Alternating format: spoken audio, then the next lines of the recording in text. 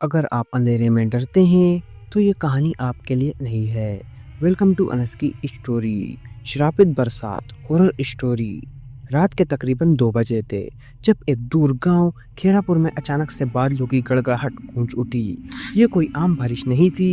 गांव के बुजुर्ग कहते हैं कि जब भी ये बारिश होती है किसी न किसी की मौत जरूर होती है।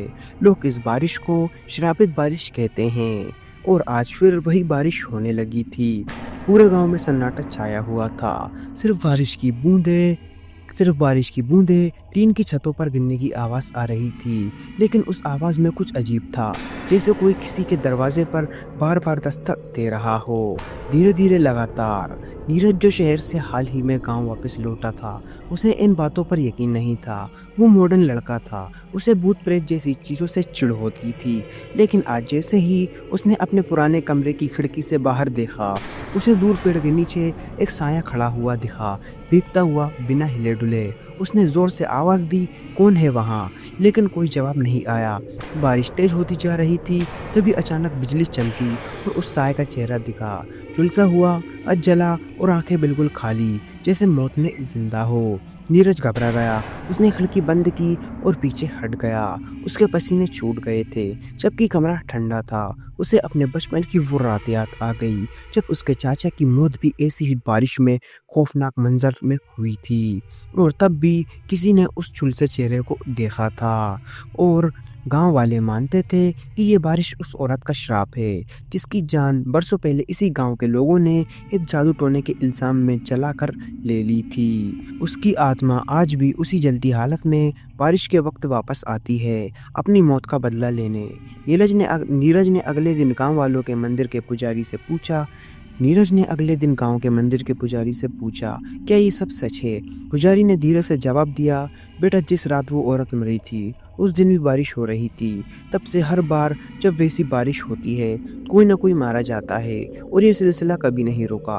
उस रात नीरज ने खुद को मजबूत रखने की ठानी। उसने कैमरा निकाला, ट्राइपॉड सेट किया और ठान लिया कि वो उस आत्मा का सच सामने लाएगा। लेकिन उसे नहीं पता था कि जो सच वो ढूंढ रहा है वो मौत से भी ज्यादा डरावना है।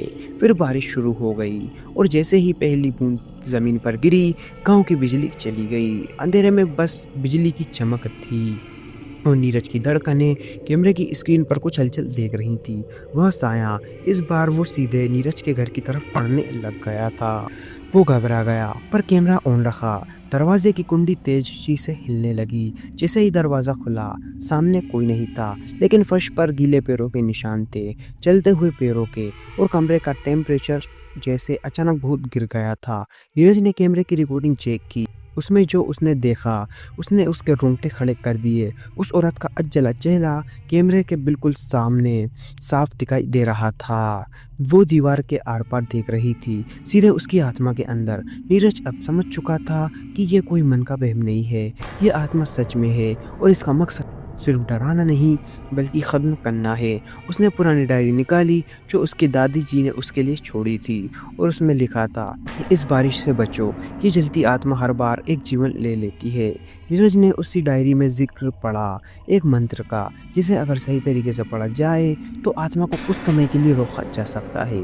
लेकिन इसके लिए रात के ठीक 3 बजे उसे उसी पेड़ के नीचे जाना होगा जहाँ आत्मा हर बार दिखाई देती है। वो तैयार हुआ, अपने साथ लैंप, हनुमान चालीसा और वो मंत्र लेकर पेड़ की तरफ बढ़ा।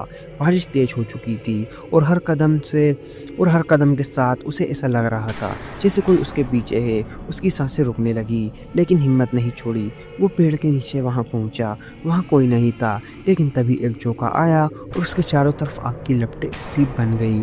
और अचानक वो औरत सामने आई, आधी जल चुकी थी, आंखों में सिर्फ नफरत। नीरज ने कांपते हुए मंत्र पढ़ना शुरू किया, लेकिन वो नहीं बच सका। वो वहीं जल गया और जलकर राख बन गया। सुबह जब गांव वाले उस पेड़ के नीचे पहुंचे तो वहां एक अलग ही खौफनाक मंजर दिखाई दे रहा था।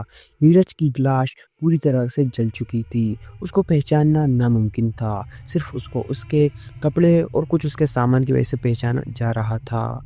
इस तरह गांव वालों ने उस औरत के खौफ को स्वीकार कर लिया और उसके खौफ के साए में जीने लगे और उससे बचने लगे। आज भी उस गांव में उस औरत का खौफ यूं ही बरकरार है।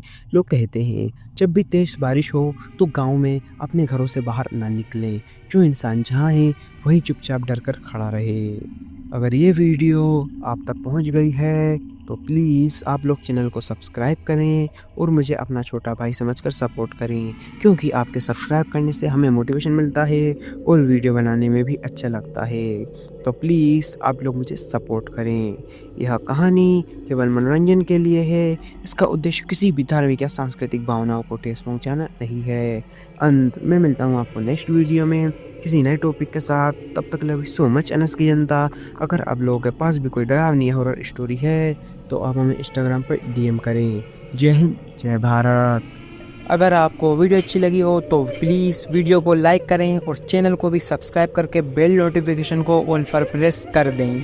Thanks for your watching.